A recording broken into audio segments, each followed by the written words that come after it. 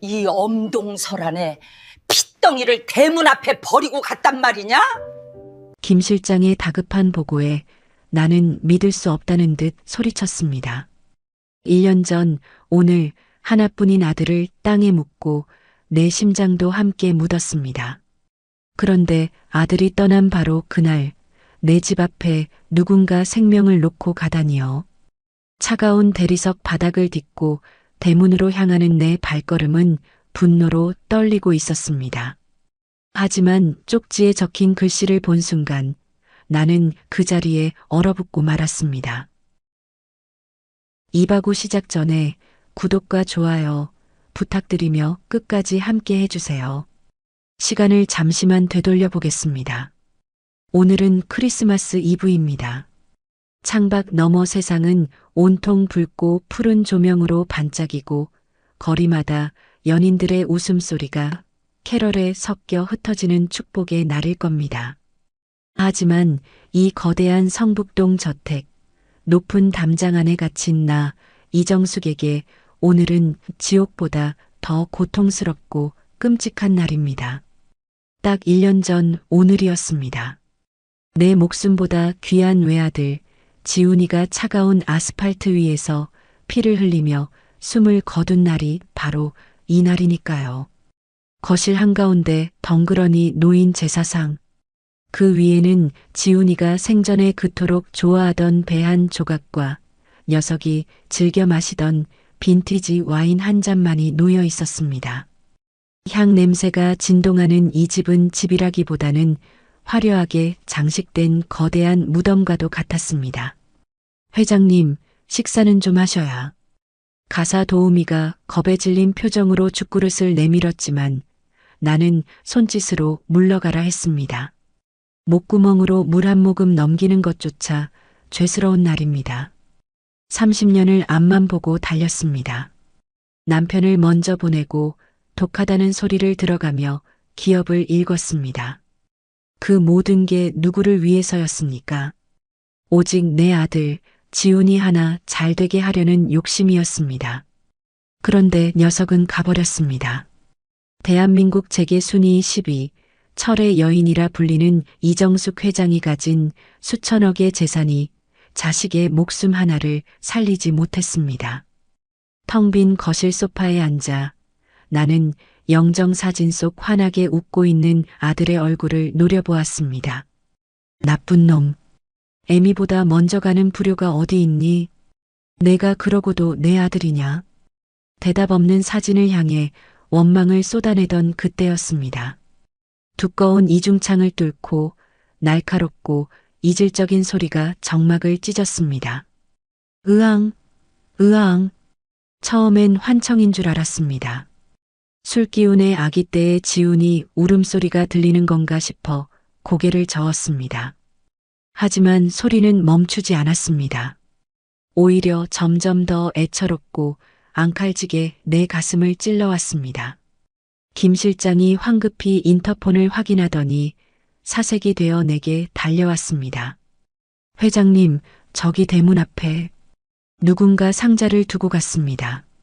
상자? 폭발물이라도 된단 말이냐? 그게 아기입니다. 갓난아기가. 아기? 이 엄동설 안에 핏덩이를 대문 앞에 버리고 갔단 말이냐? 순간 내 귀를 의심했습니다. 아기라고? 나는 자리를 박차고 일어났습니다. 두꺼운 외투를 챙겨 입을 생각조차 하지 못했습니다. 얇은 실내복 차림에 맨발로 슬리퍼만 꿰인 채 현관을 향해 뛰쳐나갔습니다. 현관문을 열자마자 살을 애는 듯한 칼바람이 내 뺨을 후려쳤습니다. 눈발이 휘날리는 마당을 지나 육중한 철제 대문 앞에 다다랐습니다. 저벅저벅 눈 밟는 소리가 유난히 크게 들렸습니다. 김 실장이 미리 열어둔 대문방, 가로등 불빛 아래 낡아 빠진 라면 상자 하나가 덩그러니 놓여 있었습니다. 기가 막혔습니다. 화려한 저택과 전혀 어울리지 않는 쓰레기장 옆에나 있어야 할 법한 저 초라한 상자. 그 안에 신문지 몇 장과 얇은 담요 한 장에 덮인 조그만 생명체가 추위에 파랗게 질린 채로 바들바들 떨고 있었습니다. 입술은 이미 보라색으로 변해 있었고 울 힘조차 없는지 쉰 목소리로 그저 쌕쌕거리는 소리만 내뱉고 있었습니다. 순간 뱃속 깊은 곳에서 뜨거운 것이 치밀어 올랐습니다. 연민이 아니었습니다. 그건 분노였습니다. 제 자식을 책임지지도 못할 거면서 세상에 싸질러 놓고 이렇게 쓰레기처럼 버리고 간 그 무책임한 부모에 대한 끓어오르는 분노였습니다. 어떤 천벌을 받을 인간들이 감히 내 집 앞에. 나는 악을 쓰며 소리쳤습니다. 이 아이를 보는 것만으로도 내 아들 지훈이 생각이 나서 견딜 수가 없었습니다. 지훈이는 살고 싶어도 못 살고 갔는데 이 아이는 부모가 있으면서도 버려졌다는 사실이 나를 미치게 만들었습니다. 게다가 오늘은 내 아들의 제삿날입니다. 불길하게 감히. 김 실장, 뭐하고 있어? 당장 치워. 경찰서든 고아원이든 당장 갖다 버리란 말이야. 내 고함에 김 실장이 난처한 얼굴로 상자를 들어 올리려 했습니다. 바로 그때였습니다. 상자 틈새에 끼어 있던 하얀 종이 한 장이 툭 하고 눈 위로 떨어졌습니다. 바람에 날려 내 발치까지 굴러온 그 꼬깃꼬깃한 종이 조각. 무시하려고 했습니다. 그냥 발로 차버리고 들어가면 그만이었습니다. 그런데 왜였을까요? 마치 자석에 이끌리듯 나는 떨리는 손으로 그 종이를 집어들었습니다. 차가운 종이의 감촉이 손끝을 타고 전해졌습니다. 나는 천천히 구겨진 종이를 폈습니다. 이 아이를 살려주세요. 검은색 볼펜으로 꾹꾹 눌러 쓴 삐뚤빼뚤하고 급하게 휘갈긴 글씨였습니다. 그런데 그 문장을 읽는 순간 내 머릿속에 번개 같은 기억이 스쳐 지나갔습니다. 아닙니다.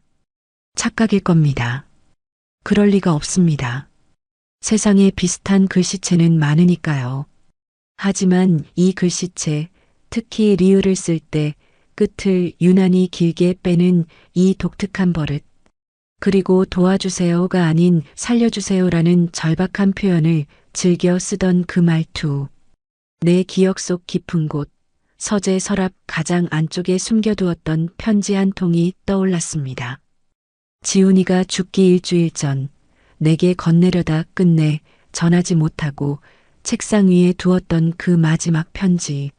내가 정략 결혼을 강요할 때마다 괴로워하며 썼던 그 일기장 속의 글씨체와 이 쪽지의 필체가 너무나도 소름 끼치도록 닮아 있었습니다. 손이 사시나무 떨리듯 흔들렸습니다. 종이를 쥔 손에 힘이 들어가 구겨질 지경이었습니다. 호흡이 가빠왔습니다. 나는 천천히, 아주 천천히 고개를 돌려 상자 안의 아기를 다시 내려다보았습니다. 방금 전까지는 그저 귀찮고 혐오스러운 핏덩이로만 보였던 아이였습니다. 그런데 다시 보니 아이의 눈매가 예사롭지 않았습니다. 눈발이 들이치는 와중에도 굳게 담은 인매가 누군가를 아주 지독하게 닮아 있었습니다. 김 실장, 불 켜. 네, 회장님, 그게 무슨. 대문 앞 조명 전부 다 켜라고. 어서. 내 호통에 김 실장이 허둥지둥 무전기에 대고 소리쳤습니다. 곧이어 대문 앞을 비추는 강력한 보안등이 팍 하고 켜졌습니다. 칠흑 같던 어둠이 걷히고 상자 속 아이의 얼굴이 대낮처럼 환하게 드러났습니다. 나는 숨을 멈췄습니다. 하얀 눈송이가 아이의 속눈썹 위로 내려앉아 녹아내리고 있었습니다.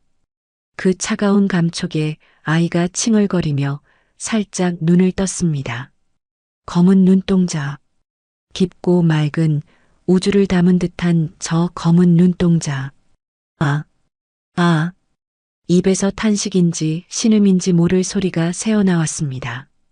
다리가 풀려 그대로 차가운 눈밭 위에 주저앉고 말았습니다. 무릎으로 전해지는 냉기도 느껴지지 않았습니다. 내 아들 지훈이가 태어나던 날 내가 난생 처음 마주했던 그 눈동자가 바로 저기 있었습니다. 쌍꺼풀 없이 길게 뻗은 눈매, 그리고 오른쪽 눈썹 끝에 희미하게 박힌 작은 점까지. 우연일까요? 하지만 일주기인 오늘 하필이면 내 집 앞에 아들의 글씨체를 닮은 쪽지와 함께 아들의 눈을 빼다 박은 아이가 왔습니다. 이걸 단순히 우연이라고 치부할 수 있을까요? 아니, 만약 우연이 아니라면 도대체 누가 무슨 의도로 이 아이를 내게 보낸 걸까요? 지훈이가 죽기 전 내가 모르는 무슨 일이 있었던 걸까요? 내 심장이 미친 듯이 뛰기 시작했습니다. 죽은 줄 알았던 심장이 다시 펄떡거리며 뜨거운 피를 전신으로 뿜어내고 있었습니다. 나는 눈밭에 무릎을 꿇은 채 떨리는 손을 뻗어 아이의 차가운 볼을 만졌습니다. 얼음장처럼 차갑지만 그 안에는 분명 따뜻한 피가 흐르고 있었습니다. 너, 대체 누구냐? 내 물음에 대답이라도 하듯 아이가 내 손가락을 꽉 쥐었습니다. 그 고사리 같은 소나기 힘이 어찌나 센지 놓을 수가 없었습니다. 아니, 놓고 싶지 않았습니다. 이 작은 손을 놓으면 마치 지훈이를 2번 잃는 것 같은 기분이 들었습니다. 김 실장이 당황하며 내게 다가왔습니다. 회장님, 이러시다 병나십니다. 일단 들어가시죠. 아이는 제가 알아서. 손대지 마라. 나는 나직하지만 단호하게 말했습니다. 그리고 상자째로 아이를 들어 품에 안았습니다. 묵직한 무게감이 가슴으로 전해졌습니다. 이 아이 내가 데리고 들어간다. 품에 안은 아이의 몸은 여전히 얼음장처럼 차가웠습니다. 거친 숨을 몰아쉬며 현관을 들어서자 집안에 훈훈한 온기가 훅 끼쳐왔습니다. 바깥의 칼바람과는 딴판인 이 평온한 공기가 내 품에 안긴 작은 생명의 위태로움을 더욱 비현실적으로 느끼게 했습니다.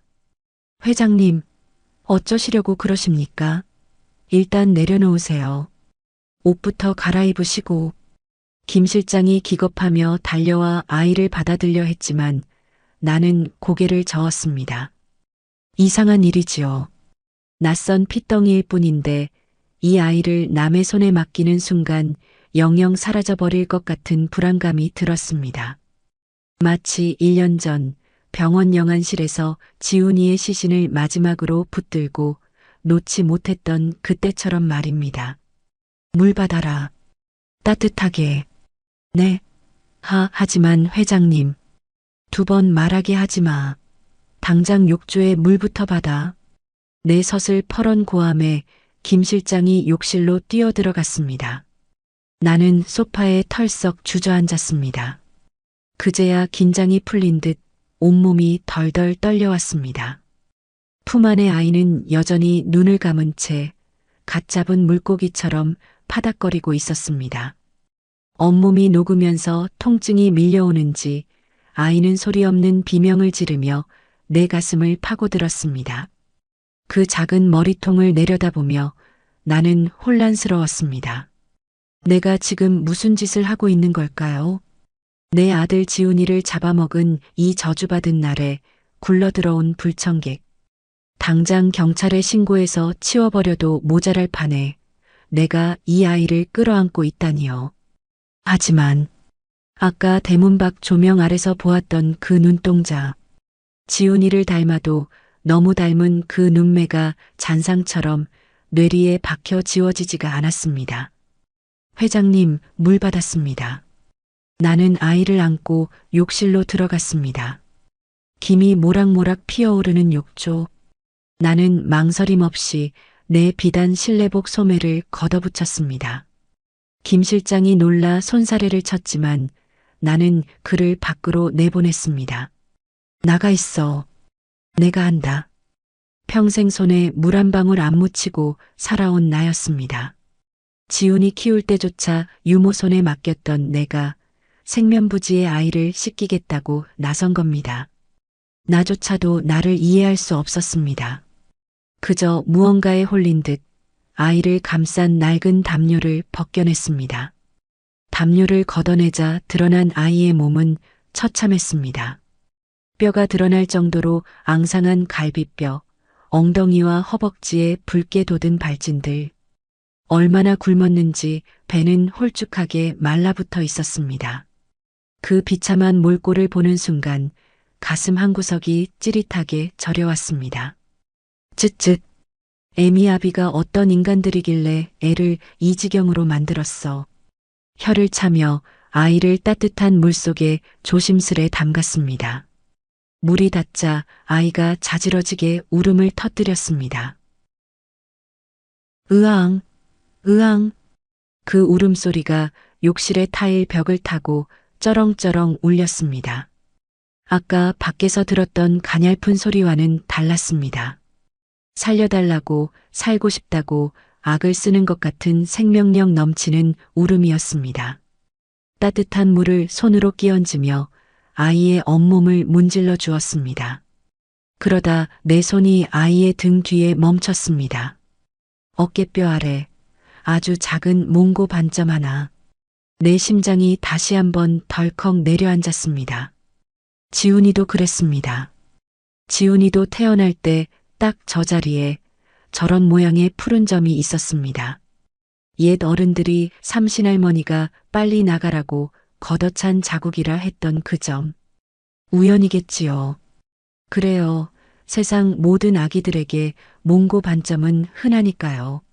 하지만 눈매에 이어 점까지 이토록 겹치는 우연이 있을 수 있단 말입니까? 나는 떨리는 손으로 아이의 얼굴을 씻겼습니다. 따뜻한 물 기운에 혈색이 돌기 시작한 아이의 얼굴은 볼수록 기가 막히게 지훈이의 어린 적 모습을 닮아 있었습니다. 설마 너 진짜 지훈이랑 무슨 관계가 있는 거냐? 허공에 대고 묻듯 중얼거렸지만 돌아오는 건 아이의 울음소리뿐이었습니다. 목욕을 마친 아이를 큰 수건으로 감싸 안고 나오니 김 실장이 급하게 사온 분유와 젖병을 들고 대기하고 있었습니다. 회장님, 일단 이거라도. 내가 젖병을 물려주자 아이는 며칠 굶은 짐승처럼 허겁지겁 젖을 빨기 시작했습니다. 꿀꺽, 꿀꺽.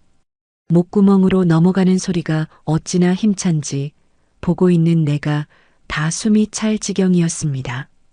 배가 찼는지 아이는 금세 잠이 들었습니다. 내 침대 한가운데 세상 모르고 잠든 아이. 그 평온한 얼굴을 내려다보고 있자니 만감이 교차했습니다. 불과 1시간 전까지만 해도 죽고 싶을 만큼 괴로웠던 이 밤이 이 낯선 아이 하나 때문에 정신없이 흘러갔습니다. 나는 아이 옆에 털썩 주저앉아 아까 챙겨두었던 그 쪽지를 다시 꺼내 들었습니다. 물에 젖어 쭈글쭈글해진 종이. 이 아이를 살려주세요. 다시 봐도 지훈이의 필체와 너무나 흡사했습니다. 나는 돋보기를 꺼내 들고 쪽지를 샅샅이 뜯어보았습니다. 종이의 질, 잉크의 번짐, 그리고 뒷면까지. 그때였습니다. 쪽지 뒷면 귀퉁이에 희미하게 찍힌 도장 자국 같은 것이 눈에 들어왔습니다. 물에 젖어 번졌지만 자세히 들여다보니 글자가 보였습니다. 2024년 12월 24일 세이망병원. 날짜 2024년 12월 24일. 그날은 바로 지훈이가 사고를 당한 날이 아닙니까? 그리고 1년 전 오늘 세이망병원? 낯선 이름이 아니었습니다. 어디선가 들어본 적이 있는 아주 익숙한 이름이었습니다. 내 기억의 서랍을 뒤지기 시작했습니다. 기업 후원 목록이었나? 아니면 지훈이가 입원했던 병원 중 하나였나? 아니었습니다. 그 이름은 지훈이의 서재에서 본 적이 있었습니다. 나는 자리를 박차고 일어났습니다. 잠든 아이가 깨지 않도록 조심스레 그러나 다급하게 발걸음을 옮겼습니다. 복도 끝 굳게 닫혀있던 방. 1년 동안 단 한 번도 열지 않았던 지훈이의 방. 문을 열자 주인 잃은 방 특유의 서늘한 공기와 먼지 냄새가 코를 찔렀습니다. 모든 것이 1년 전 그대로 멈춰 있는 공간. 책상 위에 놓인 읽다 만 책, 옷걸이에 걸린 재킷, 그리고 벽에 걸린 우리 모자의 사진. 나는 홀린 듯 책상으로 다가갔습니다. 지훈이가 죽고 나서 유품을 정리하려다 차마 손대지 못하고 덮어두었던 서류 더미들. 그 속을 미친 듯이 뒤지기 시작했습니다. 통장, 영수증, 계약서. 아니야, 이게 아니야. 분명히 봤어. 그 병원 이름. 손이 떨려 종이들이 바닥으로 우수수 쏟아졌습니다. 그때 낡은 다이어리 하나가 툭 떨어지며 펼쳐졌습니다. 지훈이가 대학 시절부터 써오던 갈색 가죽 다이어리. 나는 떨리는 손으로 다이어리를 집어들었습니다. 아무 페이지나 펼쳐진 곳에는 지훈이의 낯익은 필체로 메모가 빼곡했습니다. 그리고 그 사이에 끼어 있던 반으로 접힌 영수증 한 장, 후원금 납입 증명서, 수령처 미혼모 보호시설 새희망센터 부설 새희망병원, 후원자 강지훈, 새희망, 병원, 맞았습니다. 쪽지에 적힌 그 병원. 그런데 병원만이 아니었습니다. 그 옆에 적힌 날짜들. 지훈이는 매달 꼬박꼬박 그곳에 거액을 후원하고 있었습니다. 내가 준 용돈의 거의 대부분을 말입니다. 나는 다이어리를 넘기기 시작했습니다. 무언가 더 있을 거야. 무언가 단서가. 그러다 2024년, 그러니까 작년 페이지에서 멈칫했습니다. 5월 10일. 연아가 임신했다. 겁이 난다. 어머니가 아시면. 하지만 나는 이 아이를 지킬 것이다. 8월 20일. 어머니가 또 선 자리를 강요하셨다. 죄송해요, 어머니. 제겐 이미 사랑하는 사람이, 그리고 지켜야 할 생명이 있어요. 12월 20일. 곧 아이가 나온다. 크리스마스 즈음이 예정일이다. 이번 크리스마스엔 어머니께 모든 걸 말씀드리고 용서를 빌어야지. 연아와 우리 아기를 받아달라고. 다이어리를 쥔 손에서 힘이 빠져나갔습니다. 바닥으로 툭 떨어진 다이어리 위로 내 눈물이 뚝뚝 떨어졌습니다. 임신? 아이? 사랑하는 사람? 나는 전혀 몰랐습니다. 지훈이에게 여자가 있었다니. 그것도 아이까지 가졌다니. 내가 그토록 정략 결혼을 밀어붙이며 아들을 괴롭힐 때 녀석은 혼자서 그 무거운 비밀을 껴안고 끙끙 앓고 있었던 겁니다. 그리고 12월 24일, 지훈이가 죽던 날, 그날 녀석은 나에게 오고 있었습니다. 그냥 온 게 아니었습니다. 이 비밀을, 이 엄청난 사실을 고백하고 용서를 빌기 위해 오던 길이었습니다. 그러다 그 사고가, 지훈아, 이 바보 같은 녀석아. 가슴을 쥐어뜯으며 오열이 터져 나왔습니다. 그럼 저 방에 누워있는 저 아이가, 저 핏덩이가 내 손주란 말이냐? 내가 목숨 걸고 지키려 했던 내 핏줄이란 말이냐? 쪽지의 병원 이름과 다이어리 속의 기록이 하나의 화살표가 되어 저 아이를 가리키고 있었습니다. 하지만 아직 확실하지 않습니다. 연아라는 여자가 누구인지, 그 아이가 정말 저 아이인지 확인해야 합니다. 나는 눈물을 닦아냈습니다. 슬퍼하고 있을 때가 아닙니다. 만약 저 아이가 진짜 내 손주라면, 지훈이가 남긴 유일한 핏줄이라면, 나는 지금껏 지훈이에게 못다한 빚을 갚아야 합니다. 나는 책상 위에 놓인 내선 전화기를 들었습니다. 새벽 3시가 넘은 시각. 하지만 상관없었습니다. 여보세요. 김 실장. 수화기 너머로 김 실장의 잠긴 목소리가 들려왔지만 나는 개의치 않고 차갑게 지시했습니다. 지금 당장 사람 풀어. 새희망병원이라는 곳, 그리고 연아라는 여자. 샅샅이 뒤져. 1년 전 기록부터 오늘까지 먼지 하나도 놓치지 말고 다 찾아내. 네, 갑자기 그건 왜? 잔말 말고 시키는 대로 해. 날 밝기 전까지 보고해. 내 아들 지훈이. 녀석이 죽기 전 마지막 행적과 관련된 일이야. 전화를 끊은 나는 다시 아이가 잠든 내 방으로 돌아왔습니다. 침대 위 곤히 잠든 아이의 얼굴은 평온해 보였습니다. 나는 침대맡에 앉아 아이의 머리를 쓰다듬었습니다. 아까는 보이지 않던 것들이 보이기 시작했습니다. 지훈이의 이마, 지훈이의 코, 그리고 지훈이의 인매. 이 아이의 몸 구석구석에 내 아들이 살아 숨쉬고 있었습니다. 그래, 내가 만약 내 핏줄이라면 나는 아이의 작은 손을 내 검지로 살며시 감싸쥐었습니다. 아이는 꿈결에도 내 손가락을 꼭 쥐어주었습니다. 그 온기가 내 차가운 심장을 다시 한번 덮여주었습니다. 할미가 다 밝혀낼 거다. 내 아비가 억울하게 못다한 말 내가 다 들어줄 거야. 그러니 조금만 기다려라. 창밖에는 여전히 눈이 내리고 있었습니다. 하지만 더 이상 춥지 않았습니다. 내 방 안에는 그리고 내 가슴 속에는 1년 만에 처음으로 뜨거운 불씨가 타오르고 있었으니까요.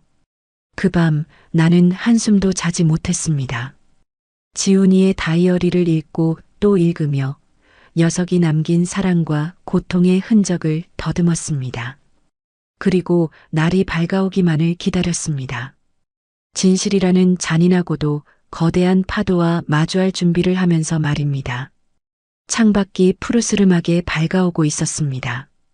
밤새 내리던 눈은 그쳤지만 세상은 온통 하얗게 뒤덮여 있었습니다. 나는 뜬 눈으로 밤을 지새웠습니다. 칠순을 바라보는 나이의 밤샘이라니 평소 같으면 상상도 못할 일이었지만 피곤함조차 느껴지지 않았습니다. 내 시선은 오직 한 곳, 침대 중앙에 누워 새근거리는 작은 생명체에게 고정되어 있었습니다. 아이가 옹알거리며 몸을 뒤척였습니다. 그 작은 입술이 오물거리는 모습을 보며 나는 조심스레 검지손가락을 아이의 뺨에 갖다 대 보았습니다. 따뜻했습니다. 어젯밤에 그 얼음장 같던 냉기는 온데간데 없고 말랑하고 보드라운 온기가 손끝을 타고 전신으로 퍼져나갔습니다. 이게 꿈이 아니라는 증거였습니다. 내 아들 지훈이가 죽은 지 1년, 그 녀석이 남긴 핏줄이 내 침대 위에 누워 숨을 쉬고 있다는 이 기막힌 현실. 지훈아, 내가 보낸 거니? 나는 밤새 읽고 또 읽어 너덜너덜해진 지훈이의 다이어리를 다시 펼쳤습니다. 눈물 자국으로 얼룩진 페이지들. 그 속에 담긴 아들의 절규가 밤새 내 가슴을 난도질했습니다. 2024년 8월 20일. 어머니가 또 선 자리를 잡으셨다. 이번엔 KS그룹 막내딸이라고 하신다. 숨이 막힌다. 연아에게 미안해서 얼굴을 볼 수가 없다. 어머니는 내 행복보다 회사의 주가가 더 중요하신 걸까? 사랑 없는 결혼이 얼마나 끔찍한지 어머니도 아버지를 보며 겪으셨으면서 왜 나에게 똑같은 지옥을 강요하시는 걸까? 지옥? 내 아들은 내 곁을 지옥이라고 썼습니다. 가슴 한복판에 대못이 박히는 것 같았습니다. 나는 떨리는 손으로 가슴을 움켜쥐었습니다. 기억납니다. 그날 8월 20일 저녁, 청담동의 고급 일식집이었습니다. 나는 지훈이를 불러내 다짜고짜 맞선 상대의 프로필 사진을 들이밀었습니다. 이번엔 얌전하고 배운 아가씨다. 미술 전공이라니 내 녀석 감성하고도 맞을 게야. 다음 주 주말에 시간 비워라. 내 말에 지훈이는 젓가락을 내려놓으며 고개를 저었습니다. 그날따라 녀석의 얼굴이 유난히 창백했습니다. 어머니, 저 결혼 생각 없어요. 아니, 만나는 사람 있습니다. 뭐, 만나는 사람? 어떤 집안인데? 아버지는 뭐 하시고? 내가 눈을 부라리며 묻자 지훈이는 입을 꾹 다물었습니다. 녀석의 침묵은 곧 내 예상을 확신으로 만들었습니다. 뻔하구나. 어디서 근본 없는 계집애 하나 꿰차고 낭만 노름이라도 하는 모양인데 꿈 깨라. 내 눈에 흙이 들어가기 전엔 어림도 없어. 내가 누리고 있는 이 모든 것, 그 여자가 감당이나 할 수 있을 것 같으냐? 나는 녀석의 말을 들려고도 하지 않았습니다. 그저 흔한 불장난이겠거니 가난한 여자가 내 아들의 배경을 보고 접근한 꽃뱀이겠거니 치부해버렸습니다. 사랑이 밥 먹여주니? 내가 지금 입고 있는 그 옷, 타고 온 차, 마시는 술, 다 내가 준 거야. 그 여자랑 살고 싶으면 다 내놓고 빈 몸으로 나가서 살아보든가. 나는 식탁을 내리치며 윽박질렀습니다. 그때 지훈이의 표정을 나는 아직도 잊을 수가 없습니다. 분노도 반항도 아닌 깊은 절망과 체념이 섞인 그 슬픈 눈동자. 어머니는 정말 제가 행복해지는 건 관심이 없으시군요. 그게 마지막이었습니다. 그날 이후 지훈이는 입을 닫았고 나는 녀석이 내 뜻에 굴복한 줄로만 알았습니다. 그런데 그게 아니었습니다. 녀석은 입을 닫은 게 아니라 마음의 문을 영원히 닫아버린 것이었습니다. 내가 너를 죽였구나. 내가 너를 벼랑 끝으로 몰았어. 나는 다이어리를 끌어안고 흐느꼈습니다. 녀석은 알고 있었던 겁니다. 내가 연하라는 여자의 존재를 아는 순간 그녀를 가만두지 않을 거라는 걸. 내 성격에 돈 봉투를 던지든 사람을 시켜 협박을 하든 어떻게든 떼어내려 할 거라는 걸 너무나 잘 알고 있었던 겁니다. 그래서 그 착한 놈이 혼자서 그 모든 짐을 짊어지고 끙끙 앓았던 겁니다. 의외의 엑마이너스. 갑작스런 아이의 울음소리에 나는 퍼뜩 정신을 차렸습니다. 배가 고픈 모양이었습니다. 나는 황급히 눈물을 훔치고 자리에서 일어났습니다. 오냐. 배가 고프냐? 할미가 밥 줄게. 울지 마라, 내 새끼. 할미라는 말이 나도 모르게 튀어나왔습니다. 어색하면서도 가슴 찡한 그 단어를 되뇌며 나는 서툰 손길로 분유를 탔습니다. 손목의 온도를 체크하고 젖병을 아이의 입에 물리자 아이는 언제 울었냐는 듯 힘차게 젖을 빨았습니다. 그 맑고 투명한 눈동자가 나를 빤히 올려다보았습니다. 마치 할머니, 우리 아빠 왜 그렇게 힘들게 했어요? 라고 묻는 것 같아 나는 차마 아이의 눈을 마주할 수가 없었습니다. 노크 소리와 함께 조심스레 방문이 열렸습니다. 김 실장이었습니다. 밤새 한숨도 못 잤는지 퀭한 눈에 손에는 서류 봉투 하나가 들려 있었습니다. 회장님, 들어가도 되겠습니까? 나는 아이에게 젖병을 물린 채 고개만 끄덕였습니다. 김 실장은 내 품에 안긴 아이를 보고 흠칫 놀라는 눈치였지만 이내 평정심을 찾고 내 곁으로 다가왔습니다. 지시하신 대로 세이망병원과 연하라는 이름으로 조사를 진행했습니다. 내 심장이 다시 쿵쾅거렸습니다. 말해봐. 결과가 뭐야? 일단 세이망병원은 서울 변두리에 있는 작은 2차 병원입니다. 주로 저소득층이나 미혼모들을 위한 무료 진료 봉사를 많이 하는 곳으로 알려져 있습니다. 지훈이 기록은? 네. 도련님께서 2년 전부터 그 병원 재단에 개인적으로 매달 500만 원씩 후원을 해오셨습니다. 익명으로 처리해달라고 하셔서 공식 장부엔 없었지만 병원 원장과 개인적인 친분이 있었던 것 같습니다. 역시 다이어리 내용과 일치했습니다. 지훈이는 그곳을 통해 자신의 사랑을 그리고 태어날 아이를 지키려 했던 겁니다. 그리고 연하라는 분에 대해서는 김 실장이 말을 잇지 못하고 머뭇거렸습니다. 그 모습에 나는 불안감이 엄습했습니다. 왜 뜸을 들여? 찾았어? 못 찾았어? 찾았습니다. 본명 서연아. 28세. 보육원 출신으로 세이망병원에서 간호조무사로 일했던 기록이 있습니다. 보육원 출신의 간호조무사. 내가 알았다면 길을 쓰고 반대했을 조건들이 줄줄이 나왔습니다. 하지만 지금 그게 무슨 상관입니까? 내 아들이 목숨 걸고 사랑했고 내 핏줄을 낳아준 여자인데. 그래서 그 여자는 지금 어디 있는데? 왜 핏덩이를 내 집 앞에 버리고 사라진 거야? 그게 김 실장이 마른 침을 삼키며 서류 봉투에서 사진 한 장을 꺼내 내밀었습니다. 병원 CCTV와 직원들 증언을 토대로 확보한 서연아 씨의 사진입니다. 그런데 회장님, 이 얼굴 어디서 많이 보신 것 같지 않으십니까? 나는 아이를 안은 채 한 손으로 사진을 받아들었습니다. 간호사 유니폼을 입고 환하게 웃고 있는 앳된 얼굴의 여자.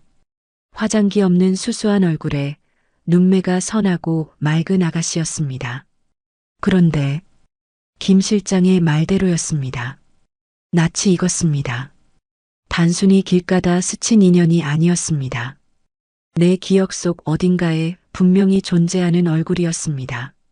이건 내 머릿속에 2년 전의 기억이 스파크처럼 튀어올랐습니다. 지훈이가 병원에 입원했을 때였습니다. 과로로 쓰러진 아들을 보러 VIP 병동에 갔을 때 지훈이의 침대 시트를 갈아주던 그 아가씨. 내가 깐깐하게 먼지가 있다고 지적하자 죄송합니다. 바로 다시 해드리겠습니다라며 싹싹하게 웃던 그 얼굴. 그리고 그때 지훈이가 그 아가씨를 보며 짓고 있던 표정. 어머니인 나에게조차 한 번도 보여준 적 없던 세상에서 가장 다정하고 따뜻했던 그 미소. 아, 세상에. 나는 입을 틀어막았습니다. 등잔 밑이 어둡다더니 내 눈앞에 두고도 몰랐습니다.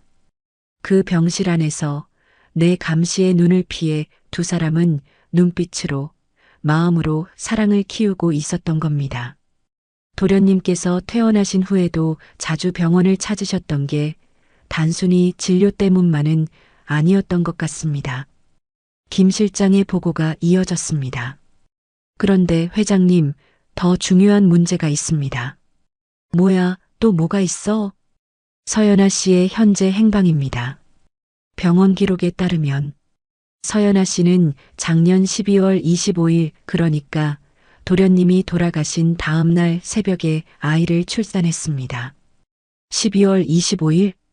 지훈이는 24일에 죽고 아이는 25일에 태어났다. 아비가 죽은 줄도 모르고 세상에 나온 아이.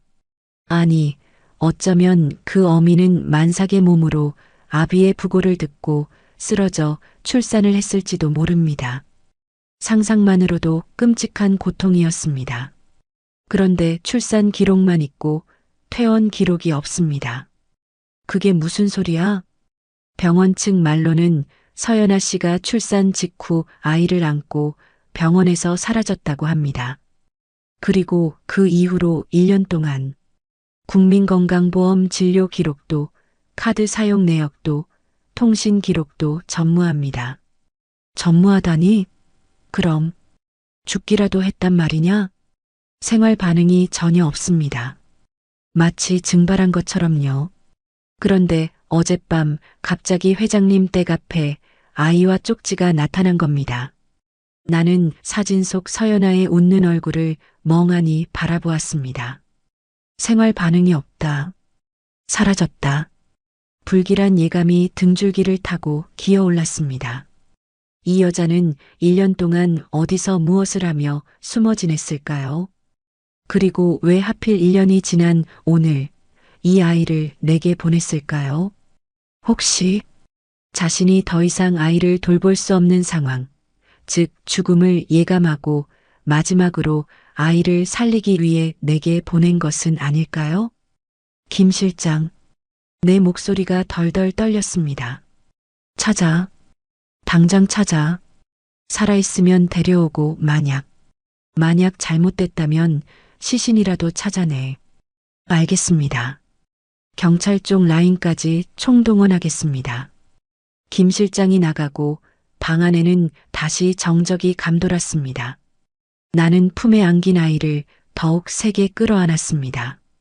사진 속 서연아의 맑은 눈망울과 내 품속 아이의 눈망울이 겹쳐 보였습니다. 미안하다. 미안해. 누구에게 하는 사과인지 나조차 몰랐습니다. 죽은 아들에게, 행방불명된 며느리에게, 아니면 핏덩이 손주에게.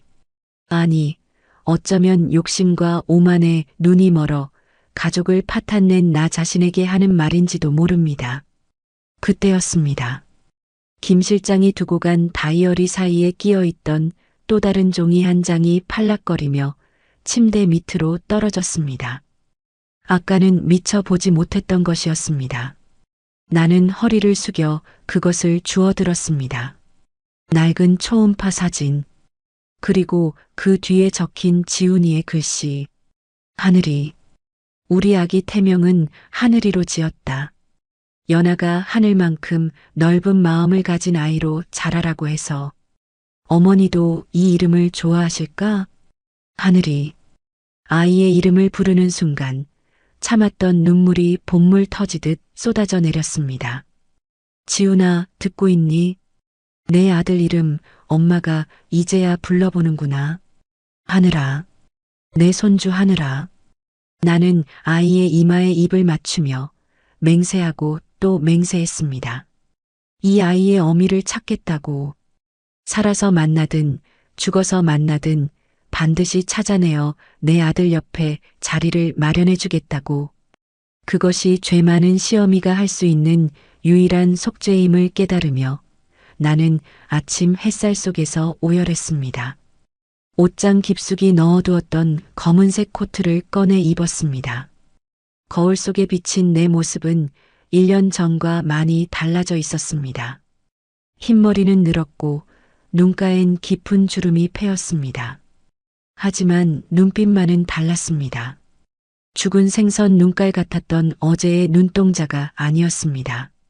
무언가를 찾아내고야 말겠다는 사냥감을 노리는 맹수 같은 형형한 빛이 감돌고 있었습니다.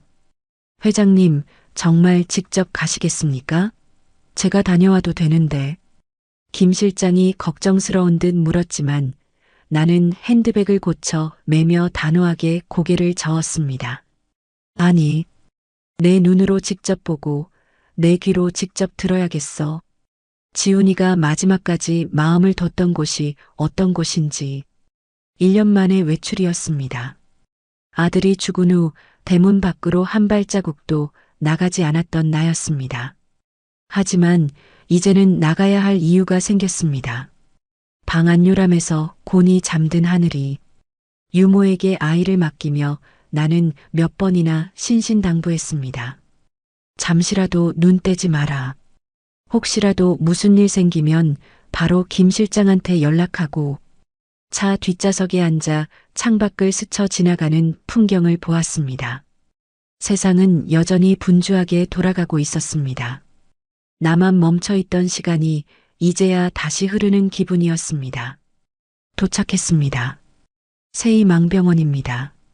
차가 멈춘 곳은 서울 변두리의 낡은 5층 건물 앞이었습니다. 페인트가 벗겨진 외벽, 빛 바랜 간판. 국내 굴지의 기업 회장 아들이 드나들기에는 너무나 초라한 곳이었습니다. 이런 곳에 내 아들의 흔적이, 그리고 내 며느리가 될 뻔했던 아이의 숨결이 묻어 있다니. 병원 로비에 들어서자 소독약 냄새와 함께 묘한 활기가 느껴졌습니다. 낡았지만 깨끗하게 닦인 바닥, 그리고 환자들을 대하는 간호사들의 표정이 유난히 밝았습니다. 어머, 누구시죠? 접수하러 오셨나요? 안내 데스크의 간호사가 친절하게 물었습니다. 김 실장이 나서서 신분을 밝히자 병원 전체가 술렁이기 시작했습니다. 잠시 후 흰머리가 성성한 노신사가 황급히 달려나왔습니다. 원장이었습니다. 회장님, 아니, 이 누추한 곳까지 어인일로. 원장실로 안내받은 나는 차 한 잔을 앞에 두고 본론부터 꺼냈습니다. 빙빙 돌려 말하지 않겠습니다. 제 아들 강지훈, 그리고 여기서 일했던 간호조무사 서연아. 두 사람에 대해 아시는 대로 전부 말씀해 주세요. 원장의 표정이 복잡하게 일그러졌습니다. 그는 깊은 한숨을 내쉬며 안경을 고쳐 썼습니다. 지훈 군, 아니, 강 이사님은 저희 병원의 은인이셨습니다. 2년 전 우연히 봉사활동을 왔다가 병원 사정이 어렵다는 걸 알고는 그때부터 남몰래 후원을 해주셨죠. 덕분에 갈 곳 없는 미혼모들과 독거노인들이 무료로 수술을 받을 수 있었습니다. 가슴이 먹먹했습니다. 나는 내 아들이 회사 돈이나 축내는 철없는 놈인 줄 알았습니다. 그런데 내 뒤에서 이렇게 훌륭한 일을 하고 있었다니. 부모인 나보다 낫다는 생각이 들어 얼굴이 화끈거렸습니다. 서연아 양은 여기서 제일 성실하고 착한 직원이었습니다. 지훈 군과 연아 양이 서로 마음을 주고받는다는 건 알았지만 신분 차이 때문에 다들 쉬쉬해졌죠. 그 아이가 작년 크리스마스에 여기서 아이를 낳았다고 들었습니다. 내 말에 원장의 눈빛이 흔들렸습니다. 그는 잠시 망설이다가 마치 고해성사라도 하듯 입을 열었습니다. 네, 맞습니다. 예정일보다 조금 일찍 진통이 왔죠. 지훈군 사고 소식이 뉴스에 나온 직후였습니다. 연아 양은 충격으로 하혈을 했고 응급수술 끝에 아들을 낳았습니다. 상상만 해도 끔찍했습니다. 사랑하는 사람의 죽음을 접하자마자 그 사람의 아이를 낳아야 했던 그 심정이 오죽했을까요? 나는 떨리는 손으로 찻잔을 꽉 쥐었습니다. 그런데 왜 출산 직후에 도망치듯 사라진 겁니까? 몸조리도 덜 된 상태였을 텐데. 원장이 주위를 두리번거리더니 목소리를 낮추며 몸을 앞으로 숙였습니다. 그게 사실은 연아 양이 누군가에게 쫓기고 있었습니다. 쫓겨? 누구한테? 모르겠습니다. 하지만 출산 며칠 전부터 병원 주변에 검은 양복을 입은 남자들이 어슬렁거렸습니다. 연아 양을 찾는 눈치였죠. 연아 양은 그들을 보고 사색이 되어서는 지훈 군에게도 알리지 말아달라고 신신당부했습니다. 내 머릿속이 복잡해졌습니다. 검은 양복의 사내들. 순간적으로 짚이는 곳이 있었습니다. 혹시 내가 과거에 사람을 시켜 뒷조사를 시켰던 게 아이에게 위협으로 느껴졌던 걸까요? 하지만 시기가 맞지 않았습니다. 나는 지훈이가 죽고 나서야, 아니 어제 쪽지를 보고 나서야 연아의 존재를 알았습니다. 그렇다면 대체 누가? 원장님, 혹시 그 남자들에 대해 더 기억나는 건 없습니까? 차 번호라든가 특징이라든가. 글쎄요. 아, 그러고 보니 한 가지 기억나는 게 있습니다.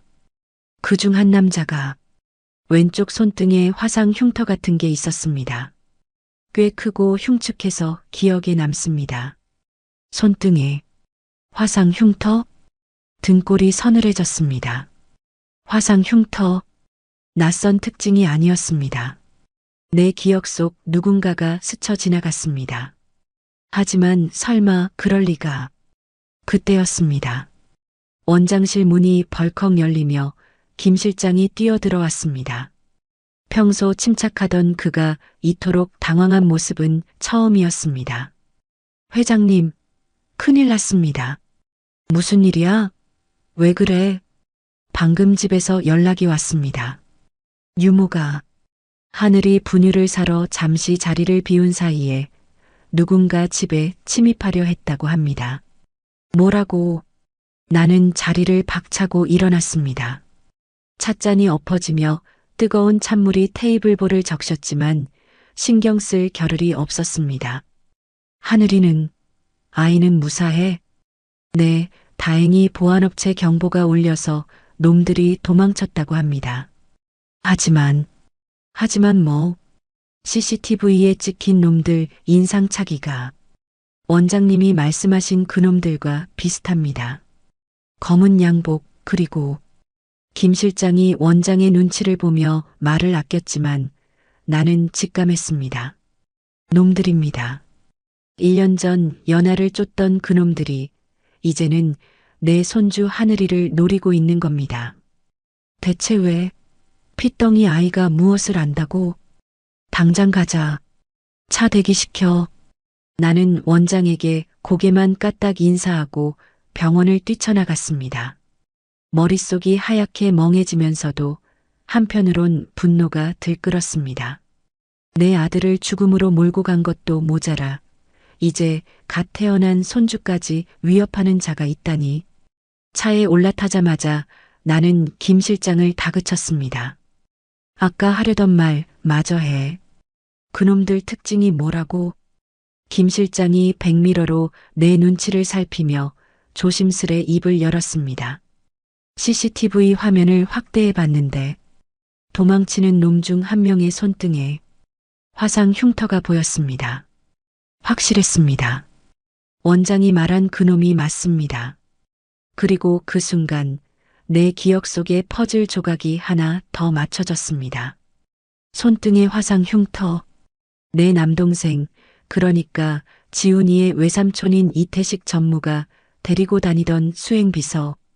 그자의 손등에도 그런 흉터가 있었습니다. 이 전무, 내 아들이 죽으면 회사의 경영권을 승계받을 1순위 후보. 겉으로는 지훈이의 죽음을 누구보다 슬퍼하며 나를 위로하던 그 가증스러운 얼굴이 떠올랐습니다. 설마 태식이가? 손이 부들부들 떨렸습니다. 만약, 정말 만약에 이 모든 일이 유산 상속을 노린 태식의 짓이라면? 지훈이의 사고도 단순한 사고가 아니었다면? 그리고 지훈이의 핏줄인 하늘이의 존재가 자신에게 방해가 될까봐 1년 전부터 연하를 쫓고 지금 하늘이까지 없애려 하는 거라면? 김 실장, 내 목소리는 이제 분노를 넘어 차갑게 가라앉아 있었습니다. 네, 회장님. 집으로 가는 게 아니야. 본사로 간다. 네, 지금 바로요? 하지만 댁에 계신 도련님. 아니, 하늘이는 보안팀 더 붙여서 지키라고 해. 지금 중요한 건 놈들의 몸통을 확인하는 거야.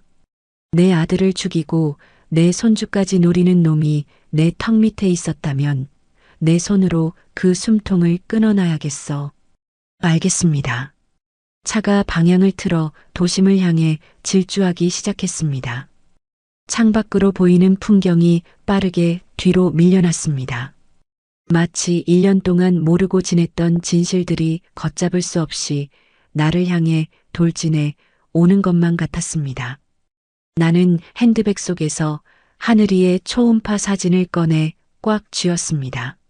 사진 속의 작은 점. 이 작은 생명이 거대한 음모의 한가운데에 던져져 있었습니다.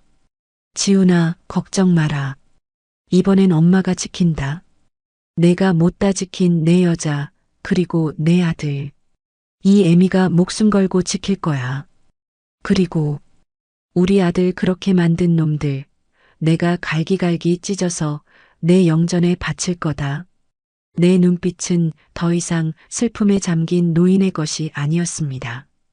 가족을 지키기 위해, 그리고 복수를 위해 칼을 든 전사의 눈빛이었습니다.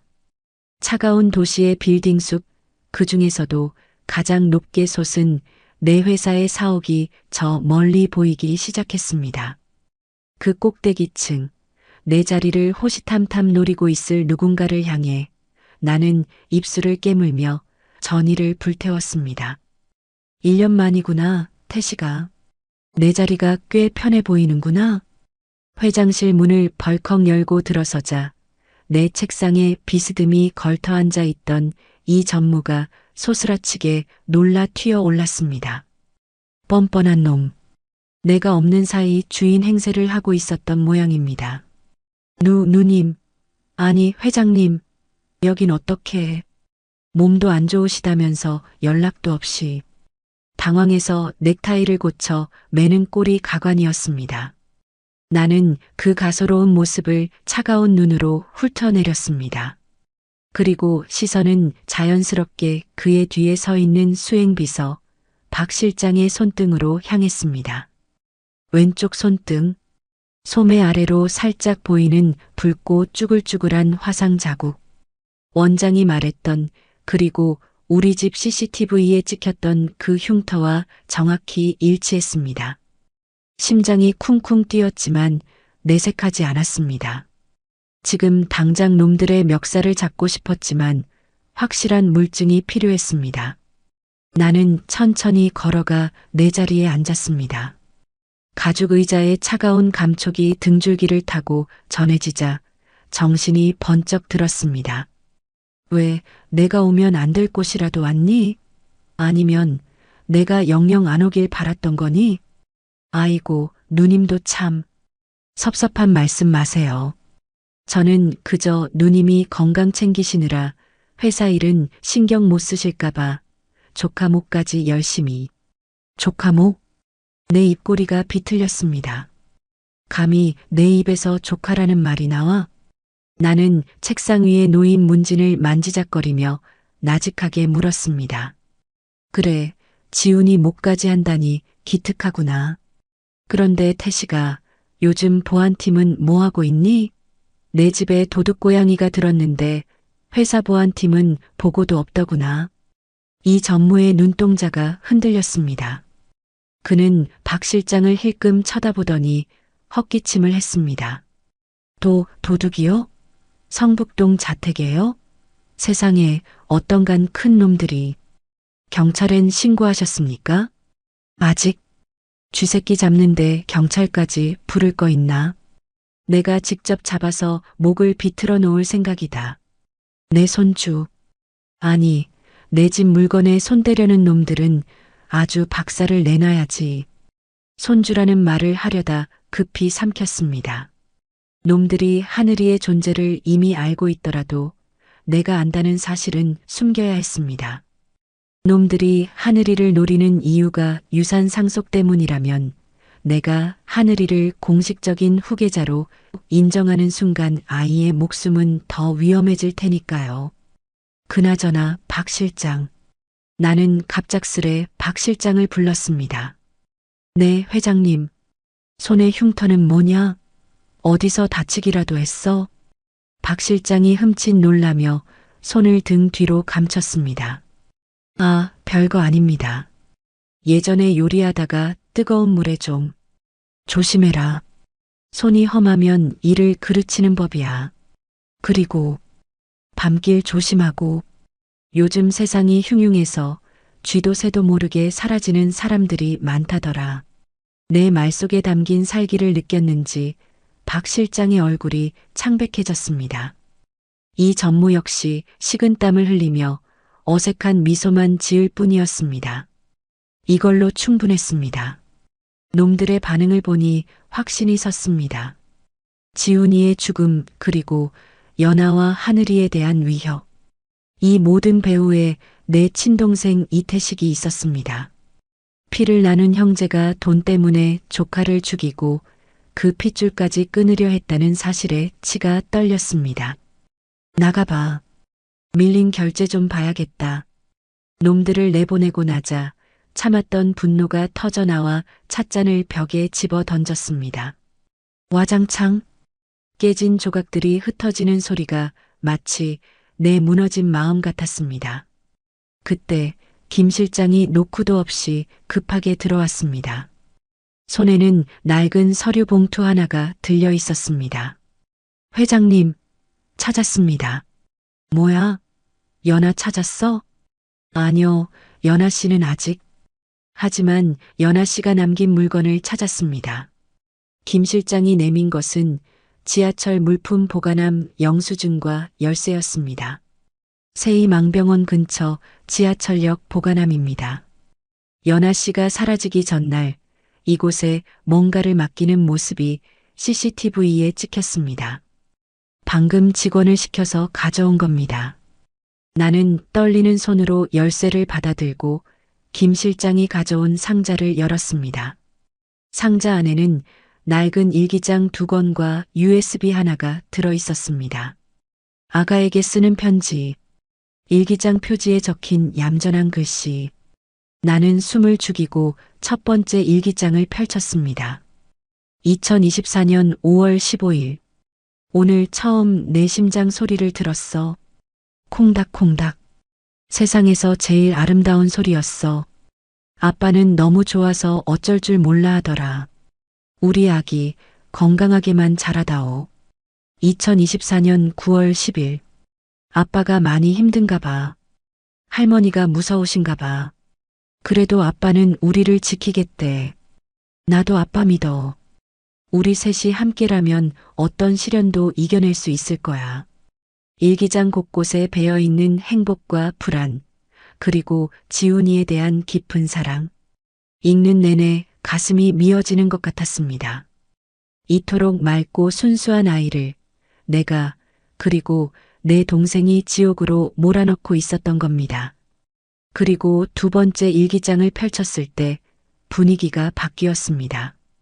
글씨체가 흔들리고 눈물 자국이 곳곳에 보였습니다.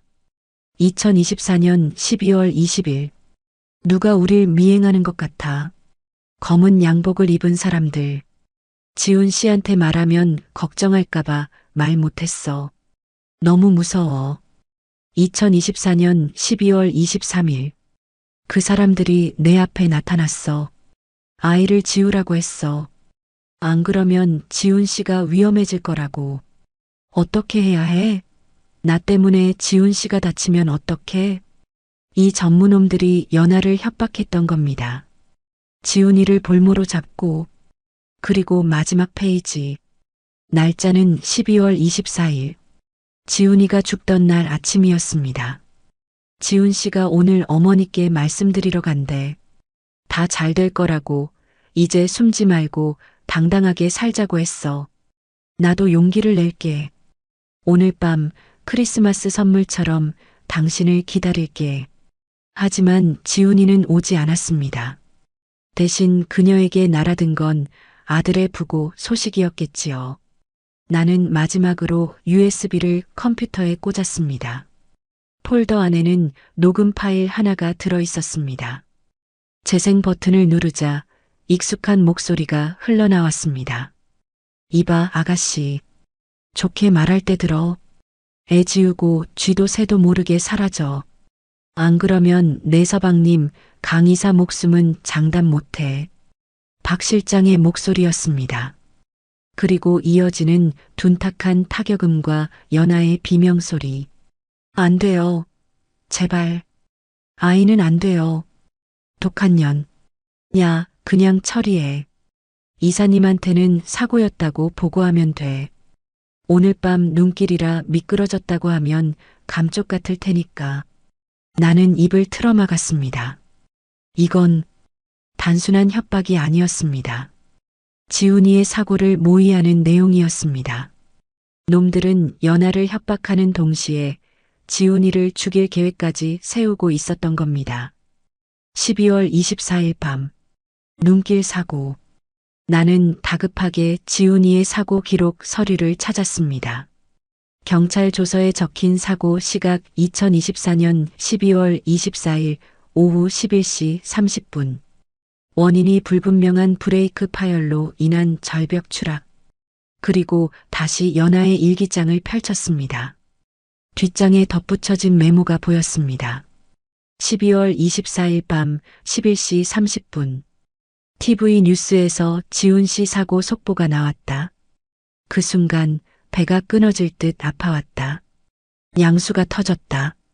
하늘아, 아빠가 가는 길에 너를 보내준 거니?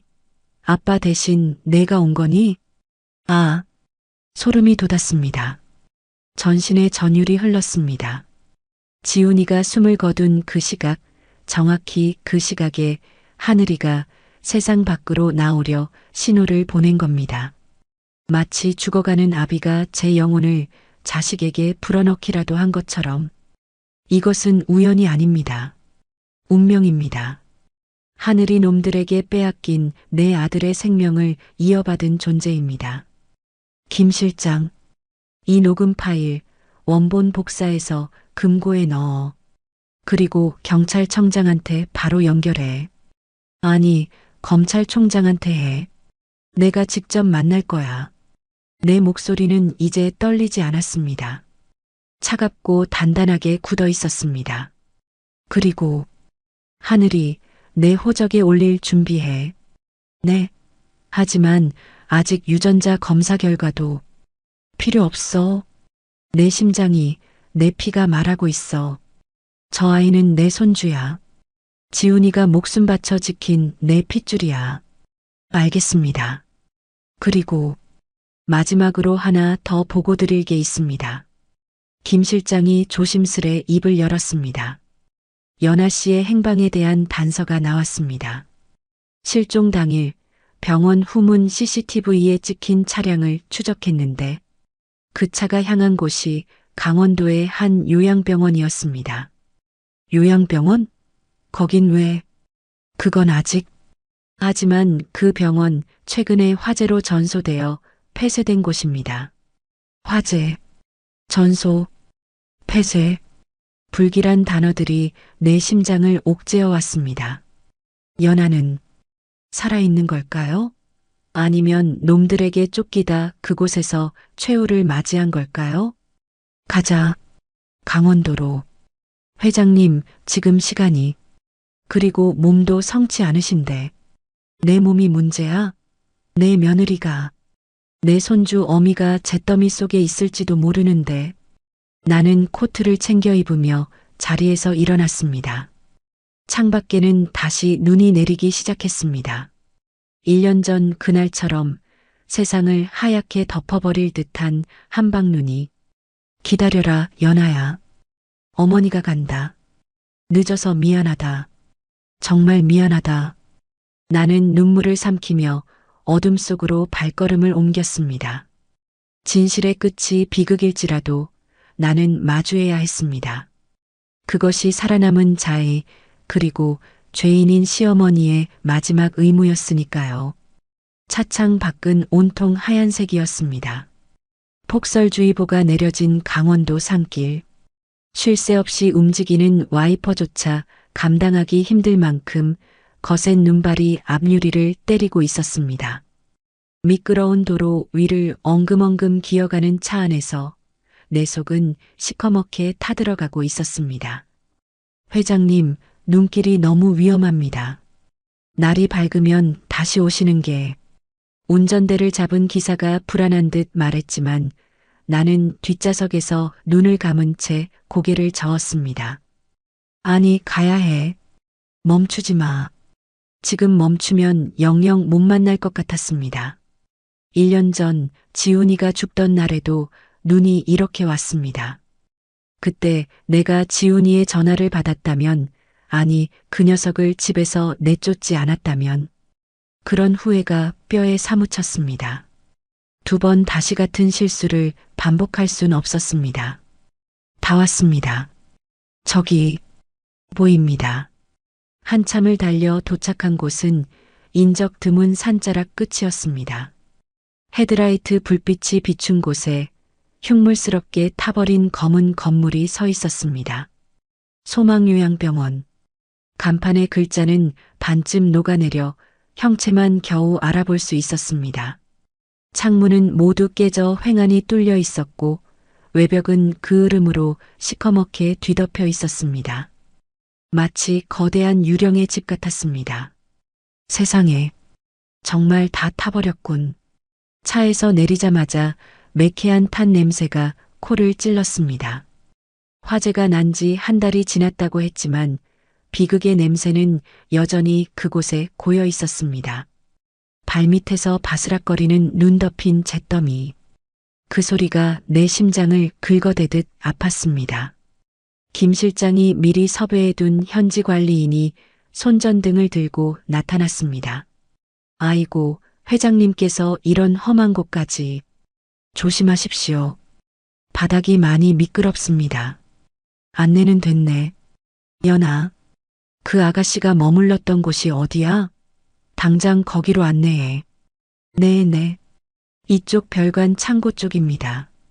본관에는 환자들이 있어서 몰래 숨어 지내느라 그쪽을 썼다고 하더군요.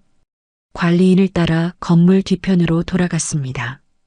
본관과 떨어진 허름한 컨테이너, 박스 같은 가건물. 그곳이 연하가 숨어 지냈던 곳이라니. 재벌가 며느리가 될 수도 있었던 아이가 내 손주를 뱃몸으로 이런 짐승 우리 같은 곳에서 1년을 버텼단 말입니까? 문은 이미 불타 없어져 뻥 뚫려 있었습니다. 손전등 불빛을 비추며 안으로 들어섰습니다. 좁디 좁은 방, 2평이나 될까요? 불에 타다 만 매트리스 하나와 검게 그을린 냄비, 그리고 찌그러진 분유통 몇 개가 뒹굴고 있었습니다. 아, 나도 모르게 신음이 새어나왔습니다. 벽에는 곰팡이가 슬어 있고 천장엔 거미줄이 쳐져 있었습니다. 이 춥고 더러운 곳에서 갓난아기를 안고 추위와 공포에 떨었을 연하의 모습이 눈에 선했습니다. 여기서 지훈이 새끼를 키웠단 말이냐?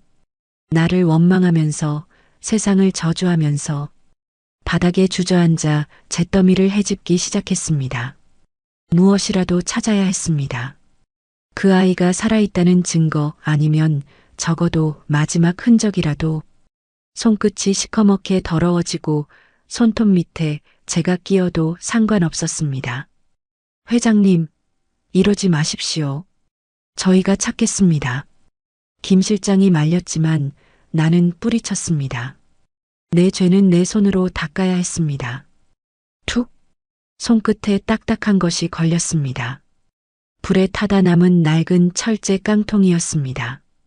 과자 상자 같았습니다. 뚜껑을 열자 그 안에는 기적처럼 불길을 피한 물건들이 들어 있었습니다.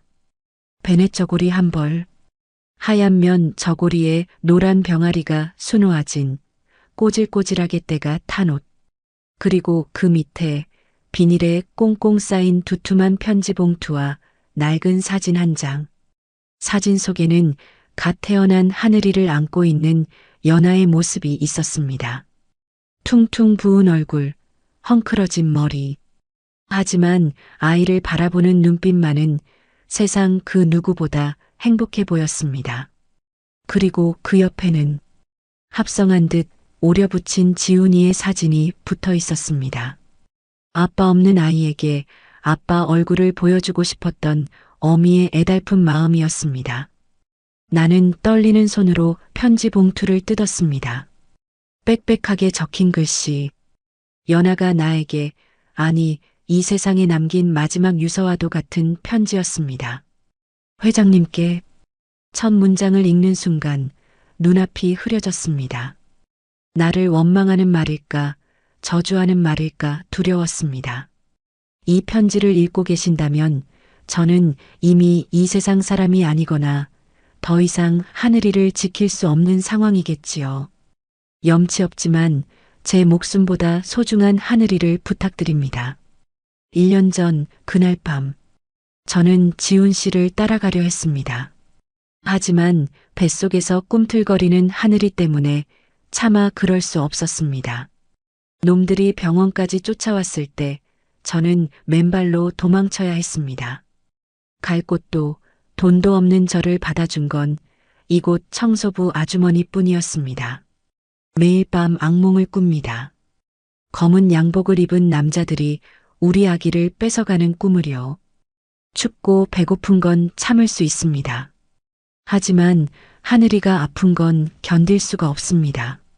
제 젖은 말라가는데 분유 쌀 돈조차 없어 맹물에 설탕을 타먹일 때 저는 죽고 싶었습니다. 눈물이 뚝뚝 떨어져 편지지 위로 번졌습니다. 내 손주는 설탕물을 먹으며 컸습니다. 나는 매일 밤 최고급 요리를 쓰레기통에 버리면서도 입맛이 없다 투정 부렸는데 이 미련한 늙은이가 천벌을 받아 마땅했습니다. 어제 놈들이 이 근처까지 왔다는 소문을 들었습니다. 이제 더 이상 숨을 곳이 없습니다. 저는 결심했습니다. 제 목숨을 미끼로 던져서라도 하늘이는 살리겠다고요. 회장님, 당신은 강한 분이시잖아요. 당신의 아들, 지훈 씨의 핏줄입니다. 제발, 부디 하늘이만은 거두어 주세요. 지훈 씨가 그랬어요. 어머니는 겉으로는 차가워도 속정은 깊은 분이라고. 언젠가는 우리를 받아주실 거라고요. 저는 그 말을 믿습니다.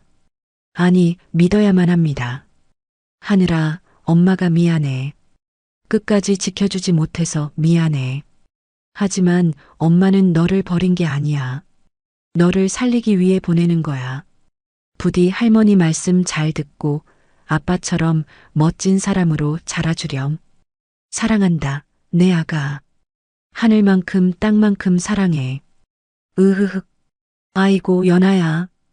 편지를 가슴에 품고 나는 통곡했습니다. 잿더미가 된 바닥을 치며 울부짖었습니다. 이 착해 빠진 것이 끝까지 나를 믿었다니. 내 아들이 나를 그렇게 좋게 말해줬다니. 나는 자식을 잡아먹고 며느리까지 죽음으로 내몬 마녀인데 그들은 나를 어머니라고 할머니라고 부르며 마지막 희망을 걸었던 겁니다. 내가 죽일년이다. 내가 죄인이야. 그때 인기척이 들렸습니다. 고개를 들어보니 허름한 옷차림의 노파 한 명이 문가에 서서 우리를 지켜보고 있었습니다. 쭈글쭈글한 얼굴에 겁먹은 표정. 누구쇼?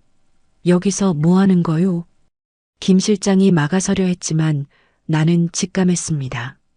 편지 속에 나온 그 사람. 연하를 숨겨주었다던 청소부 아주머니. 아주머니, 혹시 연하 서연아라는 아가씨를 아십니까? 노파의 눈이 커졌습니다. 연하, 새댁을 알아요?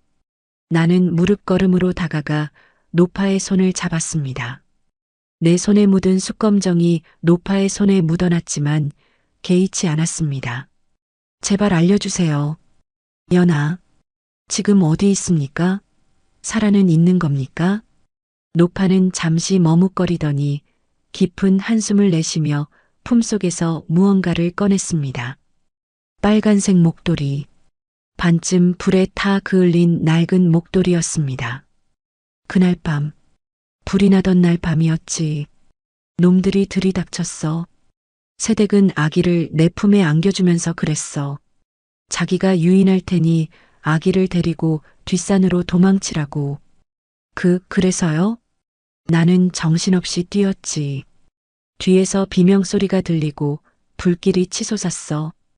한참 뒤에 잠잠해져서 와보니 건물은 다 타고 새댁은 온데간데 없었어. 남은 건 저기 절벽 끝에 걸려있던 이 목도리뿐이었지. 절벽? 절망이었습니다. 지훈이도 절벽에서 떨어져 죽었는데 연하마저. 노파가 가리킨 곳은 건물 뒤편 깎아지른 듯한 낭떠러지였습니다. 그 아래는 시커먼 강물이 흐르고 있었습니다. 나는 비틀거리는 몸을 이끌고 절벽 끝으로 다가갔습니다. 휘몰아치는 눈보라 속 끝도 보이지 않는 낭떠러지. 저 차가운 어둠 속으로 내 며느리가 몸을 던졌단 말입니까? 오직 내 손주를 살리기 위해서. 연아야, 대답 좀 해봐라. 어디 있니, 연아야? 허공을 향해 목 놓아 불렀지만 돌아오는 건 윙윙거리는 바람 소리뿐이었습니다. 내 목소리는 메아리조차 되지 못하고 눈보라 속에 흩어졌습니다. 회장님, 위험합니다. 물러나세요. 김 실장이 내 허리를 붙잡고 뒤로 끌어당겼습니다. 다리에 힘이 풀려 그 자리에 주저앉았습니다. 하늘에서는 펑펑 눈이 쏟아지고 내 눈에서는 피눈물이 흘러내렸습니다. 그러나 절망 속에만 빠져 있을 수는 없었습니다. 연하가 목숨을 걸고 살려낸 아이. 하늘이가 집에 있었습니다. 그 아이를 위해서라도, 그리고 억울하게 죽어간 내 아들과 며느리를 위해서라도 나는 여기서 무너질 수 없었습니다. 나는 이를 악물고 일어섰습니다. 그리고 불에 탄 목도리를 소중히 챙겨 넣었습니다. 찾아. 시신이라도 찾아. 강바닥을 다 뒤져서라도 찾아내. 네, 알겠습니다. 잠수부 투입하겠습니다. 그리고 그놈들, 태식이와 그 개들, 이제 사냥을 시작해야겠다. 내 눈빛이 다시 차갑게 빛났습니다. 슬픔은 이제 분노가 되었고 분노는 살이가 되었습니다. 차에 오르려다 말고 나는 발길을 돌려 노파에게 다가갔습니다. 눈보라가 휘몰아치는 폐허 속에서 얇은 옷 하나의 의지에 떨고 있는 그녀의 모습이 너무나 안쓰러웠습니다. 어르신, 잠시만요. 나는 내 목에 두르고 있던 밍크 목도리를 풀어 노파의 목에 감아주었습니다. 회장님, 귀한 걸 제게 왜? 아닙니다. 제 손주를 그리고 제 며느리를 지켜주신 분인데 이깟 목도리가 대수겠습니까? 그런데 어르신, 제가 한 가지만 여쭤봐도 되겠습니까? 나는 노파의 거친 손을 두 손으로 꼭 잡으며 눈을 맞췄습니다. 의심이 아닌 간절한 궁금함이었습니다. 아까 3일 전에 아기를 데리고 뒷산으로 피하셨다고 했지요. 그런데 그 아기가 어떻게 어제 서울에 있는 제 집 앞에 와 있었던 겁니까? 혹시 어르신께서 다녀가신 겁니까? 내 조심스러운 물음에 노파의 눈시울이 붉어졌습니다. 그녀는 고개를 푹 숙이며 죄인처럼 쉰 목소리로 입을 열었습니다. 네, 제가 그랬습니다. 세상에, 정말이십니까? 산속 움막에 숨어 있는데 날은 춥지. 애가 굶어 죽게 생겼더라고요. 게다가 그놈들이 산까지 뒤지고 다니는 것 같아서 더 이상 데리고 있을 수가 없었어요. 노파는 품속에서 꼬깃꼬깃한 쪽지 하나를 꺼내 보였습니다. 연아가 내 집 주소를 적어두었던 젖은 흔적이 역력한 그 쪽지였습니다. 새댁이 그랬어요. 만약 자기가 잘못되면 이 주소로 애를 꼭 보내달라고. 여기가 애기 할머니 댁이라고요.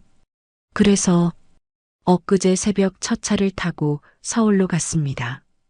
그 먼 길을, 이 핏덩이를 안고 혼자서요? 가슴이 턱 막혀왔습니다. 7순이 넘은 노인이 낯선 서울길을, 그것도 갓난아기를 안고 헤맸을 생각을 하니 눈물이 핑 돌았습니다. 택시 탈 돈이 없어서 물어물어 찾아갔습니다. 대문 앞에 놓고 초인종을 누르려다가 혹시라도 제 거지 같은 꼴을 보고 애까지 내치실까봐 겁이 나서 그냥 놓고 도망쳤습니다. 벨이라도 눌렀어야 했는데. 죄송합니다, 회장님. 제가 못나서. 노파가 무릎을 꿇으려 했습니다. 나는 얼른 그녀를 부축해 일으켰습니다. 아니요, 천만에요. 어르신이 살리셨습니다. 어르신이 아니었으면 우리 하늘이 벌써 잘못되었을 겁니다. 제게 사죄하실 일이 아닙니다. 오히려 제가 절을 올려야지요. 나는 그 자리에서 허리를 깊이 숙였습니다. 재벌 회장의 체면 따위는 중요하지 않았습니다. 내 핏줄을 지켜준 생명의 은인 앞에서 고개를 숙이는 건 당연한 도리였습니다. 김 실장, 뭐하고 있어? 이분 모셔.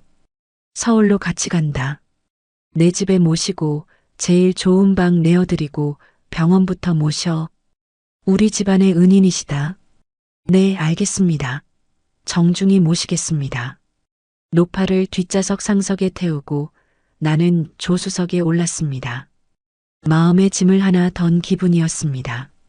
하지만 이제 더 무거운 짐을 해결해야 할 때였습니다. 죄 지은 자들에게 합당한 벌을 내리는 것. 서울로 돌아가는 차 안, 나는 차가운 눈빛으로 비서실장에게 전화를 걸었습니다. 지금 당장 긴급 이사회를 소집해. 네, 이 밤에요? 내일은 크리스마스라 다들 휴무일 텐데. 상관없어. 내일 아침 9시. 단 한 명도 빠짐없이 참석하라고 해. 안건은 대표이사 해임 및 신규 이사 선임이다. 때 대표이사 해임이라면 이태식 전무 말씀이십니까? 그래. 내 동생 태식이 그놈 목을 치러 가는 길이니까. 다음 날 아침 9시 그룹 본사 대회의실 무거운 침묵이 감돌고 있었습니다. 휴일에 갑작스런 호출을 받은 임원들은 영문을 모른 채 수군거리고 있었고 상석 옆자리에 앉은 이태식 전무는 불안한 눈빛으로 문 쪽을 힐끔거리고 있었습니다. 아니, 누님. 회장님은 왜 아직 안 오시는 거야? 어제까지 아프시다고 하더니 혹시 노망이라도 나셔서 헛소리를 하신 건가? 이 전무가 짐짓 걱정하는 척하며 분위기를 몰아가려던 찰나였습니다. 쾅! 육중한 문이 열리고 내가 들어섰습니다. 휠체어도 부축도 없이 두 발로 당당하게 검은 상복 같은 정장 차림이었지만 기세만은 어느 때보다 서슬퍼랬습니다. 누님, 오셨습니까? 몸은 좀 괜찮으신지요? 태식이가 벌떡 일어나 알랑거리는 미소를 지으며 다가왔습니다. 나는 그가 내밀려던 손을 보지도 않고 지나쳤습니다. 비켜라. 냄새난다. 네, 냄새라니요. 나는 상석에 앉아 차가운 눈으로 회의실을 둘러보았습니다. 쥐 죽은 듯한 정적이 흘렀습니다. 다들 휴일에 미안하네. 하지만 우리 그룹에 썩은 살이 있어서 해가 바뀌기 전에 도려내야겠기에 불렀네. 썩은 살이라니요? 회장님 말씀이 너무 과하십니다. 이 전무가 억울하다는 듯 항변했습니다. 이태식 전무. 네, 회장님. 자네 작년 크리스마스 이브에 뭐 했나? 네, 작년. 이브요? 아, 그때야 뭐. 조카 지훈이가 사고를 당해서 슬픔에 잠겨 있었죠. 다들 기억하지 않습니까? 그는 임원들을 향해 동의를 구하는 눈빛을 보냈습니다. 슬픔에 잠겨 있었다. 그래, 아주 슬퍼서 눈물이 앞을 가리던 놈이 뒤로는 사람을 시켜 며느리 될 아이를 협박하고 죽이려 들었나? 내 호통에 장내가 술렁거렸습니다. 임원들이 경악하며 서로를 쳐다보았습니다. 이 전무는 얼굴이 시뻘개져서 소리쳤습니다. 회장님, 무슨 말씀을 하시는 겁니까? 제가 누굴 죽이려 했다니요. 이건 모함입니다. 노안으로 지금 정신이 오락가락 하시는 것 같은데 이사님들, 회장님 건강 상태부터 체크해야 하는 거 아닙니까? 드디어 본색을 드러냈습니다. 나를 치매 노인으로 몰아세워 위기를 모면하려는 수작. 하지만 나는 비웃음을 흘렸습니다. 오락가락? 그래, 내가 미쳤지. 자네 같은 살인마를 동생이라고 믿고 회사를 맡겼으니 내가 미친년 맞지. 나는 김 실장에게 눈짓했습니다. 대형 스크린에 사진 한 장이 떴습니다. 어제 요양병원 폐허에서 찾아온 불에 탄 베네 저고리와 연하의 편지, 그리고 박 실장의 화상 입은 손등 사진. 저건 이 전무 뒤에 서 있던 박 실장이 뒷걸음질 쳤습니다. 그리고 이건 자네가 그렇게 좋아하던 팩트일세. 들어보게. 스피커에서 지지직거리는 소음과 함께 박 실장의 목소리가 회의실 전체에 울려 퍼졌습니다. 애 지우고 사라져. 안 그러면 내 서방님 목숨은 장담 못해. 야, 그냥 처리해. 사고였다고 보고하면 돼. 오늘 밤 눈길이라 미끄러졌다고 하면 감쪽 같을 테니까. 녹음 파일이 재생되는 동안 이 전무의 다리가 후들거리기 시작했습니다. 그는 식은땀을 비오듯 흘리며 박 실장을 노려보았습니다. 이건 조작입니다. 요즘 딥페이크니 뭐니 기술이 얼마나 좋은데 이런 가짜 음성을 증거라고. 조작? 그래, 그럼 이건 어때? 나는 품에서 서류 한 장을 꺼내 책상 위에 던졌습니다. 박 실장이 어제 새벽 강원도 요양병원에 방화범을 사주해 보낸 입금 내역이다. 그리고 자네 차명 계좌에서 박 실장에게 거액이 넘어간 기록까지. 이것도 AI가 만들었나? 검찰청장에게 직접 협조를 구해서 받은 누구도 부인할 수 없는 금융거래 내역이었습니다. 이 전무는 더 이상 변명할 말을 찾지 못한 듯 입만 벙긋거렸습니다. 그의 눈동자가 공포로 물들었습니다. 어떻게 형제가 형제를, 삼촌이 조카를. 나는 자리에서 일어나 천천히 그에게 다가갔습니다. 그리고 있는 힘껏 그의 뺨을 올려붙였습니다. 짝 마이너스. 경쾌한 파열음이 회의실의 정적을 깼습니다. 너는 내 동생이 아니다. 돈에 미쳐서 조카를 죽이고 갓 태어난 핏줄까지 죽이려 한 괴물일 뿐이야. 누님. 한 번만 용서해 주세요. 제가 잠시 미쳤었나 봅니다. 제발. 이 전무가 내 바짓가랑이를 잡고 늘어졌습니다. 추악하고 비굴한 모습. 저런 놈에게 내 아들이 당했다는 사실이 더 치욕스러웠습니다. 끌어내. 내 눈앞에서 치워버려. 대기하고 있던 수사관들이 들이닥쳤습니다. 이태식 씨, 당신을 살인 교사 및 횡령, 방화사주 혐의로 체포합니다. 안 돼. 이거 내가 누군지 알아? 나 이태식이야. 발버둥 치는 이 전무와 박 실장이 개처럼 끌려나갔습니다. 회의실 문이 닫히고 그들의 비명소리가 멀어질 때까지 나는 미동도 하지 않고 서 있었습니다. 다들 들으시오. 나는 얼어붙은 임원들을 향해 선언했습니다. 오늘부로 이 회사는 비상경영 체제에 들어간다. 그리고 나는 김 실장에게서 작은 사진 액자를 건네받아 높이 들어 올렸습니다. 하늘이의 사진이었습니다. 이 아이가 내 죽은 아들 강지훈의 유일한 혈육이자 내 공식적인 후계자다. 앞으로 이 아이의 털끝 하나라도 건드리는 자는 방금 나간 저놈과 똑같은 꼴을 당하게 될 것이다. 알겠나? 네, 알겠습니다. 회장님. 우렁찬 대답 소리가 회의실을 채웠습니다. 나는 그제야 다리에 힘이 풀려 의자에 주저앉았습니다. 끝났습니다. 지훈아, 보고 있니? 내 원한 엄마가 갚았다. 집으로 돌아오는 차 안. 나는 창밖을 보며 하염없이 눈물을 흘렸습니다. 승리의 기쁨 같은 건 없었습니다. 남은 건 텅 빈 마음과 지키지 못한 며느리에 대한 죄책감뿐이었습니다. 집에 도착하자마자 나는 하늘이가 있는 방으로 달려갔습니다. 서울로 함께 온 청소부 할머니가 요람 옆에서 하늘이를 돌보고 있었습니다. 깨끗한 옷으로 갈아입고 따뜻한 밥 한 그릇을 비우신 할머니의 얼굴엔 이제야 혈색이 돌았습니다. 회장님 오셨습니까? 우리 하늘이 젖도 잘 먹고 아주 순둥이입니다. 할머니가 나를 보며 환하게 웃었습니다. 나도 마주 웃어주었습니다. 하늘이를 안아들자 아이가 방긋 웃으며 내 손가락을 잡았습니다. 하늘아, 이제 괜찮아. 나쁜 놈들은 다 사라졌어. 할머니가 다 혼내줬어. 아이의 등을 토닥이며 속삭였습니다. 하지만 마음 한구석이 뻥 뚫린 듯 시려왔습니다. 이 복수가 완성되려면 아직 한 가지가 남았습니다. 연아, 내 며느리. 그 아이의 시신조차 찾지 못했다는 사실이 뼈아프게 다가왔습니다.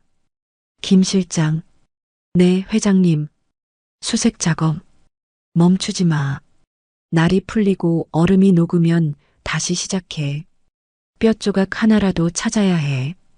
그때였습니다. 김 실장의 전화기가 요란하게 울렸습니다. 그는 전화를 받더니 점점 표정이 굳어지기 시작했습니다. 아니, 굳어지는 게 아니라 경악과 환희로 일그러지고 있었습니다. 뭐라고요? 그게 확실합니까? 위치가 어딥니까? 그의 다급한 목소리에 나도 모르게 긴장했습니다. 할머니도 숨을 죽이고 김 실장을 바라보았습니다. 전화를 끄는 김 실장이 떨리는 목소리로 눈물이 그렁그렁한 눈으로 나를 불렀습니다. 회장님, 무슨 일이야? 설마. 김 실장은 믿을 수 없다는 듯 고개를 끄덕이며 외쳤습니다. 살아있습니다. 연아 씨가 살아있습니다. 뭐라고? 강원도 병원에서 연락이 왔습니다. 그날 밤 강물에 떠내려온 젊은 여자를 구조한 어부가 있었다고 합니다. 의식불명 상태로 작은 병원에 입원해 있다가 오늘 아침 기적적으로 눈을 떴다고 합니다. 아, 하나님. 나는 하늘이를 아는 채 그대로 주저앉았습니다. 다리에 힘이 풀려 일어설 수가 없었습니다. 청소부 할머니도 아이고 감사합니다. 하며 바닥에 엎드려 통곡했습니다. 이름을 물어보니 하늘이 내 아기 라고 찾았답니다. 내 심장이 터질 것 같았습니다. 살아있었습니다. 내 며느리가, 내 손주의 어미가 지옥불 속에서도 차가운 강물 속에서도 오직 자식을 보겠다는 일념으로 살아 돌아온 것입니다. 가자. 당장 가자. 내 며느리 데리러. 이번엔 상복 같은 검은 코트가 아니었습니다. 가장 따뜻하고 포근한 담요를 챙겼습니다. 그리고 지훈이가 남긴 다이어리와 하늘이의 사진도 챙겼습니다. 기다려라, 아가야. 이제 진짜 집으로 가자. 내 아들이 그리고 이 못난 시어미가 너를 데리러 간다. 창밖에는 어느새 눈이 그치고 구름 사이로 눈부신 햇살이 쏟아지고 있었습니다. 마치 지훈이가 하늘에서 우리를 내려다보며 환하게 웃어주는 것만 같았습니다. 회장님, 여기입니다. 병원 복도 끝 305실. 그 평범한 숫자가 적힌 문 앞에서 나는 발걸음을 떼지 못하고 서 있었습니다. 천하의 이정숙이 수천 명 직원 앞에서도 눈 하나 깜짝 않던 내가 문고리를 잡은 손을 덜덜 떨고 있었습니다. 심장이 터질 것만 같았습니다. 문을 열면 꿈에서 깨어버릴까봐, 혹시라도 빈 침대만 있을까봐 겁이 났습니다. 나는 품에 안은 하늘이를 고쳐 안으며 깊은 숨을 들이마셨습니다. 하늘아, 엄마 보러 가자. 조심스레 문을 열었습니다. 소독약 냄새 대신 은은한 햇살 냄새가 나는 병실. 창가 침대에 가녀린 여자가 누워 있었습니다. 붕대가 감긴 머리, 링거 바늘이 꽂힌 손등, 창백하다 못해 투명해 보이는 얼굴. 하지만 나는 단번에 알아봤습니다. 사진 속에서, 그리고 내 기억 속에서 환하게 웃던 그 아이. 연아였습니다. 인기척을 느꼈는지 감고 있던 연아의 눈꺼풀이 파르르 떨리며 천천히 떠졌습니다. 초점 잃은 눈동자가 허공을 헤매다 내 품에 안긴 하늘이에게 와서 멈췄습니다. 아, 갈라진 입술 사이로 탄식이 흘러나왔습니다. 그녀의 눈에 순식간에 물기가 차올랐습니다. 하늘이니? 그 목소리에 내 가슴이 무너져 내렸습니다. 나는 성큼성큼 다가가 침대 곁에 섰습니다. 그리고 조심스레 하늘이를 그녀의 품에 안겨주었습니다. 그래, 내 아들이다. 내가 목숨 걸고 살려낸 하늘이다. 아, 아가, 내 아가. 연아는 링거줄이 엉키는 것도 아랑곳하지 않고 아이를 와락 끌어안았습니다. 그녀의 얼굴이 아이의 베넷 저고리에 파묻혔습니다. 꺽꺽거리는 울음소리가 병실을 가득 채웠습니다. 하늘이도 엄마 냄새를 아는 것인지 방실방실 웃으며 고사리 같은 손으로 연아의 젖은 볼을 만졌습니다. 그 모습을 지켜보는 내 눈에서도 하염없이 눈물이 흘러내렸습니다. 나는 침대 옆 의자에 털썩 주저앉아 연아의 앙상한 손을 잡았습니다. 미안하다. 미안해, 아가. 내 목소리에 연아가 고개를 들어 나를 쳐다보았습니다. 겁에 질린 눈빛이 아니었습니다. 믿을 수 없다는 듯 놀란 눈빛이었습니다. 회장님, 내가 죄인이다. 못난 시어미를 용서해다오. 내 욕심 때문에, 내 아집 때문에 너희를 그 지옥 속에 내버려뒀어. 내가 너를 죽인 거나 다름없다. 나는 그녀의 손등에 내 이마를 대고 흐느꼈습니다. 평생 누구에게도 고개 숙인 적 없던 내가 며느리 앞에서 참회의 눈물을 쏟았습니다. 아니에요. 아니에요, 회장님. 이렇게 우리 하늘이 받아주셨잖아요. 살려주셨잖아요. 연하의 따뜻한 손이 내 떨리는 어깨를 감싸주었습니다. 그 손길에 나는 더 크게 오열했습니다. 이토록 착한 아이를, 지훈이가 왜 그토록 사랑했는지, 왜 목숨을 걸고 지키려 했는지, 이제야 뼈저리게 알 것 같았습니다. 이제 고생 끝이다. 집에 가자. 지훈이가 있는 그 집으로 우리 가족 다 같이 가는 거야. 내 말에 연하가 왈칵 눈물을 쏟으며 고개를 끄덕였습니다. 창밖으로 쏟아지는 햇살이 우리 세 사람을 따뜻하게 감싸 안았습니다. 마치 지훈이가 내려와 우리를 안아주는 것만 같았습니다. 시간은 화살처럼 흘렀습니다. 계절이 바뀌고 앙상했던 나뭇가지의 새순이 돋고 다시 녹음이 우거지더니 어느새 세상은 또다시 하얀 눈으로 뒤덮였습니다. 다시 12월 24일 크리스마스 이브. 1년 전 오늘 나는 지옥 속에 있었습니다. 슬픔과 고독 그리고 죽음의 그림자만이 가득했던 저택이었습니다. 하지만 오늘 우리 집 풍경은 완전히 달라져 있습니다. 어머님, 트리 전구 깜빡이는 거 보세요. 하늘이가 너무 좋아해요. 거실 한가운데 놓인 거대한 크리스마스 트리. 그 아래서 연하가 환하게 웃으며 손뼉을 치고 있습니다. 건강을 완전히 회복한 그녀의 얼굴엔 이제 그늘이라곤 찾아볼 수 없습니다. 깨르르, 꺄. 그리고 그 옆 하늘이가 뒤뚱뒤뚱 트리 주변을 돌고 있습니다. 넘어질 듯 위태로워 보이지만 그때마다 김 실장과 청소부 할머니가 양옆에서 호들갑을 떨며 받아줍니다. 아이고, 도련님, 조심하셔야죠. 우리 강아지, 힘도 장사네. 아이고, 예뻐라. 집 안가득 웃음소리가 넘쳐납니다.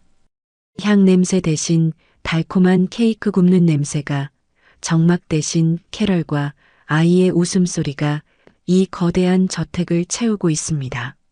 나는 소파에 앉아 그 평화로운 풍경을 눈에 담았습니다. 행복했습니다. 내 생에 이렇게 따뜻한 크리스마스가 있었던가 싶을 만큼.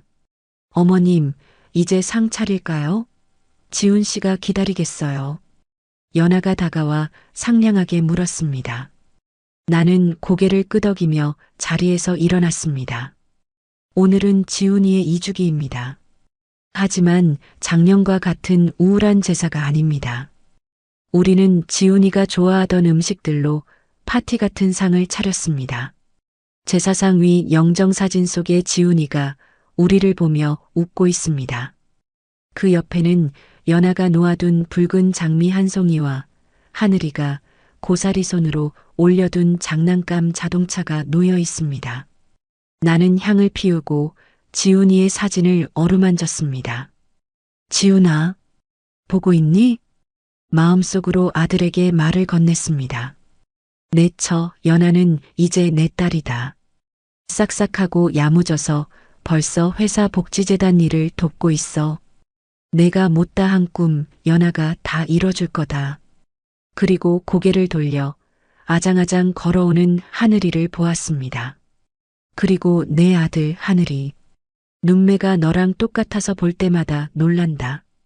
고집세고 엉뚱한 것까지 너를 쏙 빼닮았어. 이 녀석이 나중에 회사를 물려받으면 나보다 더 무서운 회장님이 될 것 같구나. 눈시울이 붉어졌지만 눈물은 흐르지 않았습니다. 슬픔은 이제 그리움이 되었고 그리움은 감사가 되었습니다. 지훈아, 나를 용서해 다오. 너를 외롭게 해서 내 사랑을 몰라줘서 정말 미안했다. 어머님, 연아가 다가와 내 손을 잡았습니다. 그녀의 눈에도 눈물이 고여 있었습니다. 지훈 씨도 다 알 거예요. 지금 어머님이 얼마나 우리를 사랑해 주시는지 하늘에서 보고 다 용서했을 거예요. 그래, 그랬으면 좋겠구나. 나는 연아를 그리고 내 다리에 매달리는 하늘이를 꼭 끌어안았습니다. 이 따뜻한 온기, 돈으로도 권력으로도 살 수 없었던 진정한 내 가족의 온기. 창밖에는 한방눈이 펑펑 쏟아지고 있었습니다. 1년 전 오늘 내 집 앞에 버려진 낡은 상자 하나가 내 인생을 송두리째 바꿨습니다. 그건 버려진 게 아니었습니다. 하늘에 있는 아들이 외로운 어미를 위해 마지막 힘을 다해 보내준 가족이라는 선물 상자였습니다. 할미, 할미. 하늘이가 내 품을 파고들며 재롱을 부립니다. 나는 아이를 번쩍 들어 올려 창가로 데려갔습니다. 하늘아, 저기 봐라. 눈이 온다. 아빠가 우리 하늘이 보러 오셨나 보다. 아빠, 아빠. 아이는 창밖을 가리키며 깨르르 웃습니다. 유리창에 비친 우리 셋의 모습. 늙고 주름진 나 젊고 아름다운 며느리, 그리고 천사 같은 손주. 완벽하지는 않아도 세상 그 무엇보다 단단하고 아름다운 그림이었습니다. 나는 이제 더 이상 춥지 않습니다. 내 곁엔 나를 지켜주는 가족이 있고 가슴 속엔 영원히 지지 않는 별 내 아들 지훈이가 있으니까요. 고맙다, 지훈아. 내가 보낸 선물이 1년 만에야 비로소 내게 도착했구나. 나는 밤하늘을 올려다보며 환하게 웃었습니다. 저 하늘 어딘가에서 녀석도 와인 잔을 들고 우리를 보며 건배를 하고 있을 것만 같았습니다. 메리 크리스마스, 내 아들. 거실의 트리가 반짝이며 축복처럼 빛을 뿜어냅니다. 우리의 이야기는 여기서 끝이 아닙니다. 사랑하는 사람들과 함께 만들어갈 따뜻하고 행복한 진짜 이야기는 이제부터 시작이니까요. 오늘의 이바구는 여기까지입니다. 끝까지 함께 해주셔서 감사드리며 구독과 좋아요 눌러주시면 놀라운 인생 사연들을 누구보다 먼저 무료로 만나보실 수 있습니다.